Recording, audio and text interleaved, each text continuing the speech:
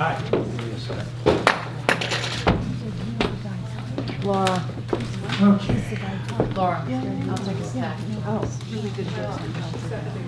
So you guys, the outline is actually a little more in depth.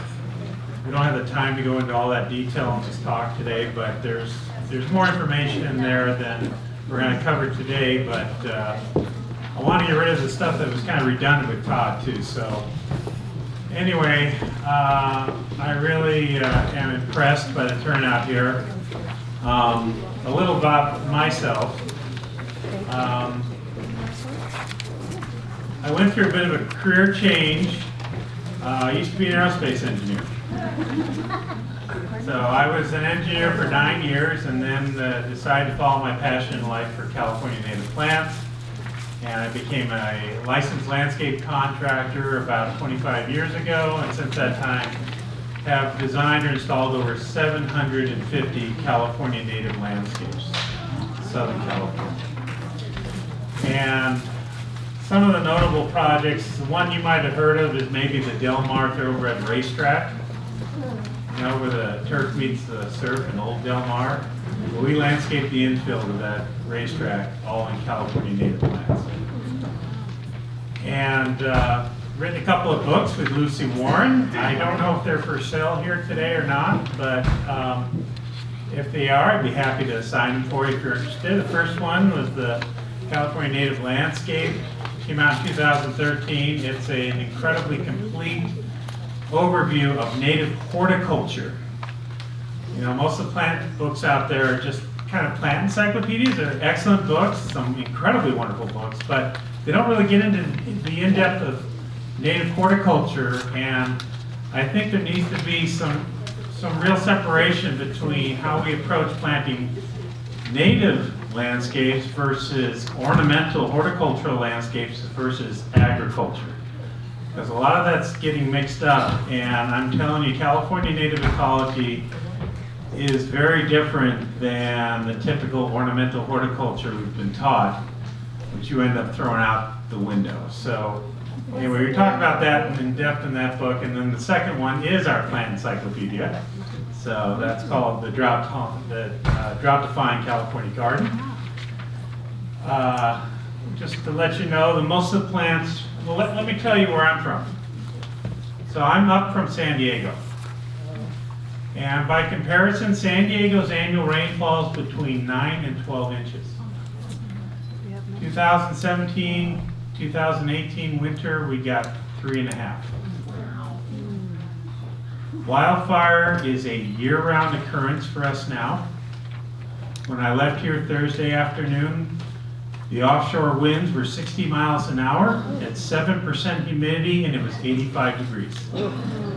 Okay, it's a blast furnace.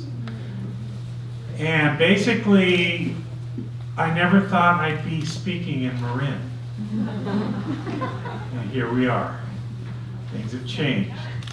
But I want to share some of the things we've learned over the years. We know a thing or two about fires down there.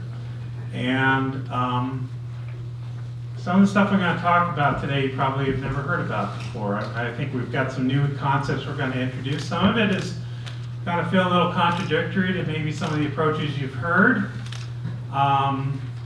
We'll try to address that, and we'll just kind of talk about what's made our approach, I think, really successful for us in a very, very harsh condition down there.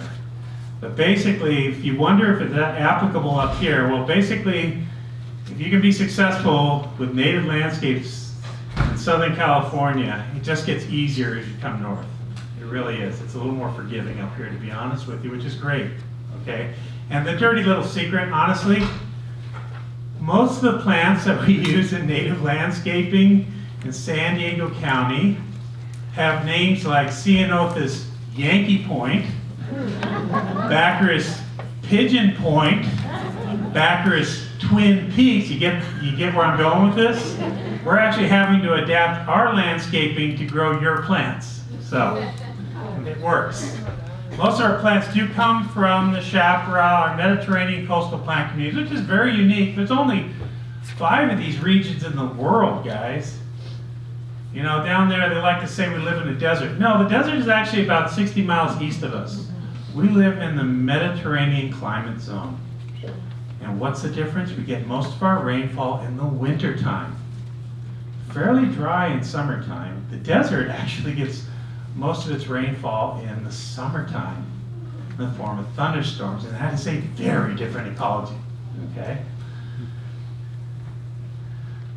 So what are some of these threats to our native plant communities? You're starting to become familiar with them. Well, certainly land abuse. You might think you're looking at an oak savanna, but no. Actually, you're looking at a cow pasture with some oak trees in it. And also, oh, I hit the wrong, you know what I'm doing? I hit the up arrow to go forward. It's actually the down arrow, sorry.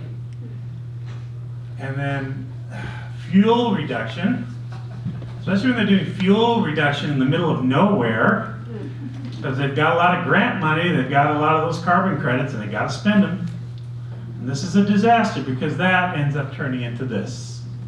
Flashy fuels, okay, non-native grasses, Armageddon, desertification, erosion. I mean, look at that. That's a so-called eco-preserve. I don't know what they're preserving there. But look at these rivulets and the erosion there. Okay, that's what happens with too many fires, too much clearance. And yes, chaparral can be eliminated by the wrong type of fire. It's not made to burn. These ecosystems are made to burn like your house is made to burn because you have fire insurance. Okay? There, this is a great example right here. Too many fires, no plant community. That burned in 1970. This burned again in 2001. This burned again in 2003. Do you see what's going on here? We're type converting from basically clean chaparral to weedy cow pasture. And it doesn't come back from this, okay? You see these grassy hillsides, that's all non-native grass, guys. That's weedy cow pasture you're looking at. You're not looking at grassland, you're really not. I mean, and this gets turned into this. That's too many fires. I'm not a big fan of prescribed burns. There's already too much burning in our landscapes, okay? You want to convert chaparral into non-native grassland, just burn it twice in 10 years. See what's left.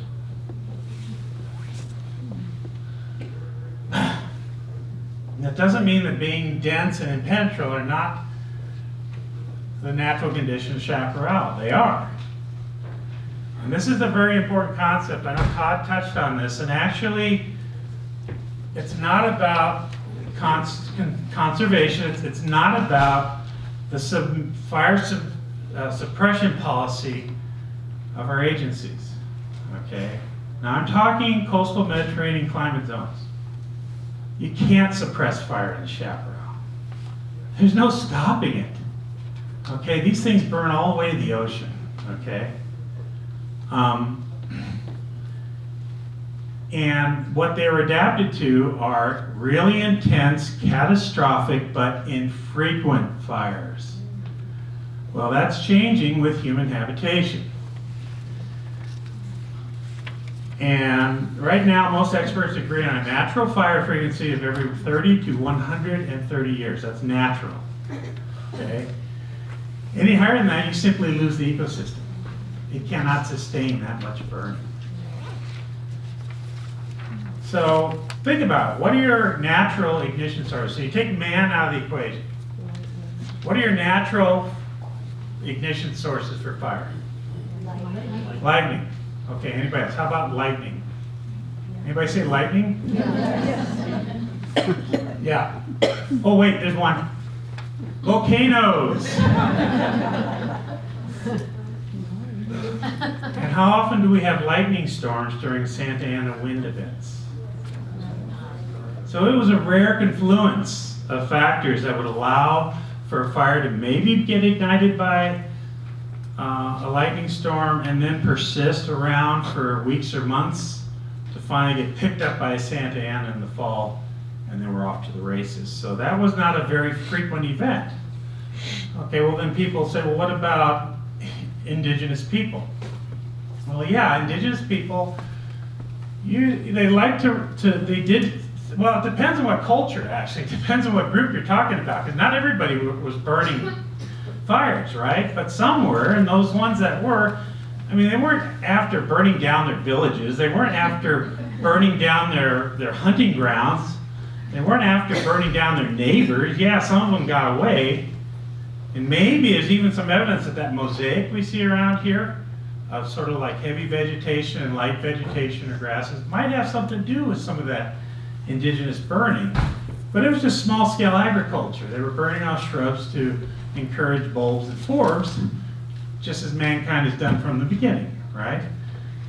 These were irrelevant from an evolutionary time scale because chaparral's been around for around 10 million years. And humans about 15,000 in North America. So, vast majority are human caused. For all San Diego counties, it ranges between 97 to 100% human ignition from 1919 to 2016. Okay? So here's some common ignition sources.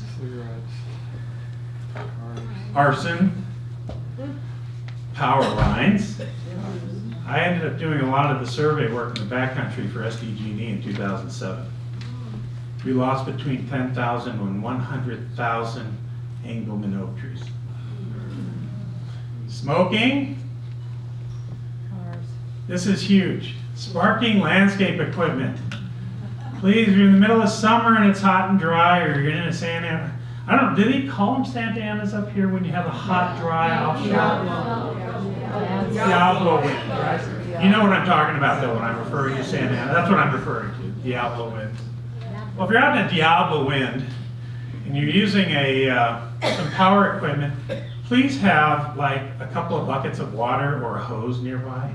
So many of these fires get sparked by equipment. Trash burning. That's how the Pumashaw fire started, burned down half of Palomar Mountain. Somebody decided to burn their trash in the middle of the Santa Ana. Cars, bad catalytic converters. Those you'll see, they'll go along the freeway, boom, boom, boom, fire after fire after